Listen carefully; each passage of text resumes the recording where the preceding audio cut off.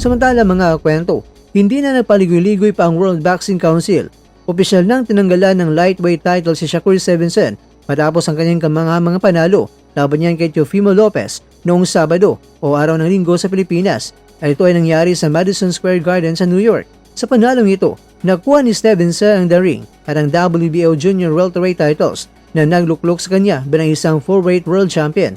At ayon sa WBC, labag sa kanilang panuntunan na humawak ng titulo sa magkaibang weight class ng sabay. Gayunpaman, may isang anggulo ang ibinibigay ni Stevenson sa kanyang payag sa kanyang ex na dating Twitter dahil sinabi niya na tinanggalan siya ng titulo dahil tumanggi siyang magbayad ng $100,000 fee sa WBC para sa laban kay Lopez, isang laban na wala namang nakataya na WBC belt. 100K sa mga magnanakaw o hindi naman karapat-dapat, hindi na. Mas mabuting ibigay ko na lang ito sa anak ko.